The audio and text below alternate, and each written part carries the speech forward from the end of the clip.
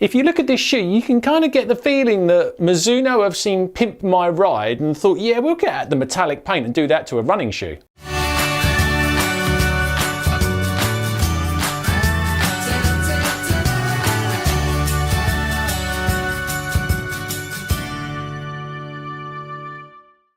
So this is the Mizuno Wave Inspire 13. This is a road-going shoe, very much with lots of stability. So if you've got a little bit of overpronation going on, this is a shoe that Mizuno want you to look at it. It's got a 12mm heel to toe drop. Yes, 12mm. Mizuno do seem to like it when the shoe kind of has quite an angle going on there. In terms of what does this thing weigh, for a UK size 11, it comes in at 376 grams or 13.2 ounces. It's got a very hard wearing rubber outsole, lots of grip there, lots of hard wearing. It does fit true to size. I have to say, you put this on, toe box, loads of space. I think almost one could argue a smidge more than you need. So if you're quite a broad of foot, again, worth having a good look at this shoe. Say it is very grippy. Flexibility for a stability shoe, not too bad. It's all the hinging here, this section back here, very grippy. And on the side here, you've got the technology that they use to keep it nice and solid. So if you can hear that, there's like a plastic plate that runs underneath here and runs through here. And you've also got this wave design here, which is again, all designed to give you good cushioning. This is what they will refer to as a sort of level 4 amount of cushioning. So it is quite squidgy, or at least it is very squidgy and cushioned in the heel area. So what do we think about this? Well, let's get into what is great and maybe what's not so great. Styling, for me, it's not a super amazing looking shoe. I mean, styling, what you like might be different to what I like. I think it's quite smart. I think the colours and the colourways all go well on this particular shoe. It is a little bit, as I say, pimped. I think, as I said at the beginning there, I mean, you've got, this feels like sort of metallic paint almost up and around here. We've got lots of chrome. So again, if you like a sort of a chrome look, I think on the whole, it's fairly handsome. It's not the most awesome looking shoe, but yeah, it's got a smart sort of quality. Maybe a slightly more mature looking shoe, but yeah, pretty decent. Grip, the outsole, I've running this up and down around the promenade and the beach, on the roads. It's not a trail shoe. I haven't even tried it on anything like that, but in the dry and the wet conditions, I've never felt it slip. I've done plenty of miles in it, and I feel that like this outsole will last a long, long time. This feels like it is very hard wearing, and this shock plate, whatever this is, I mean, it's obviously a part of the design of the shoe. Yeah, again, it feels very robust. This thing I think would last you a heck of a long time. The cushioning, definitely if you are a heel striker, which you probably are if you're looking at a shoe like this, really felt that the cushioning around the heel was very good.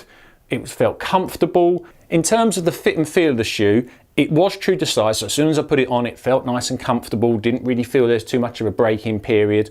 As I said, loads of space in the toe box. I am worried there is almost a smidge too much space. I think if you have a broader foot, this is going to suit you. I think if you've got a narrower foot, I'd almost be worried that there's just a little bit too much space there.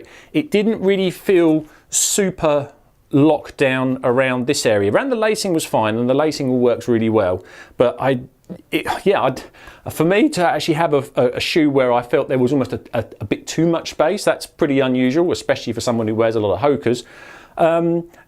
Just bear in mind, if you've got a broad foot, great.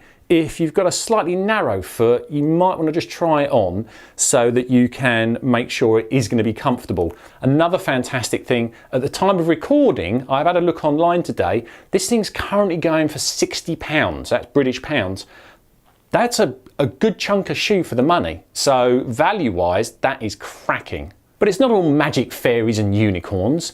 There are a couple of things that, So the 12mm drop, I've used Mizuno's before where I haven't really felt that. In this, I did feel that it was a 12mm drop. So if that's something that doesn't bother you, if you like a steep drop, then brilliant, awesome, you're gonna love it. if you're a little bit, oh, do I really want a 12mm drop, you will feel it in this shoe. I definitely felt that sort of steeper angle that my foot was at.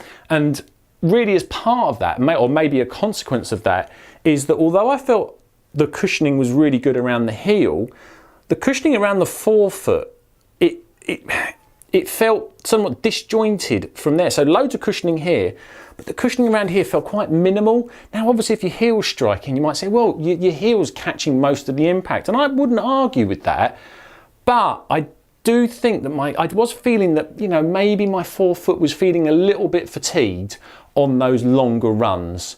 You know, it's not a major problem. It's really fairly minor. I am being picky.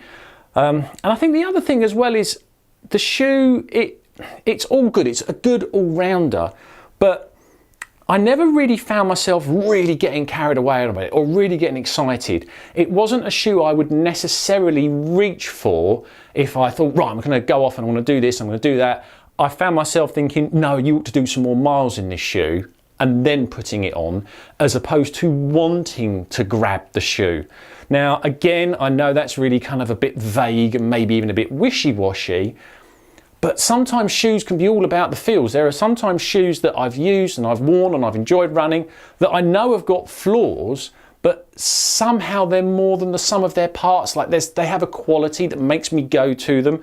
And although there's nothing majorly wrong with this shoe, and it actually is a pretty good all-rounder, because it didn't really excel at anything, I didn't really kind of think, oh yeah, I'll wear that shoe today. So I know that's a vague kind of thing, because it is a pretty good all-rounder, but maybe I'm damning it with faint praise, I don't know.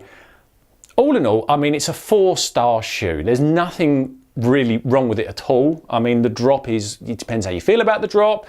The amount of space around the front, again, it's going to depend on the size of your foot. The looks, again, it's really preferential. What it sets out to do, it all does pretty well.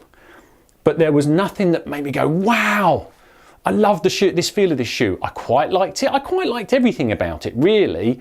But there was nothing that kind of, well, I know it actually says it's an Inspire, and I know this is cheesy, but it never really did massively inspire me. Not to make me want to pick it over some of the other shoes I've got that feel the same, you know, the same kind of area that this shoe is targeting. So yeah, I can't really fault it too much. It is a good rounder. It is very well priced at the moment, but maybe not as inspirational as I would want it to be. You know, maybe the next version will just have those extra bits of qualities that make you really, really stand out. But all in all, a good solid all-rounder.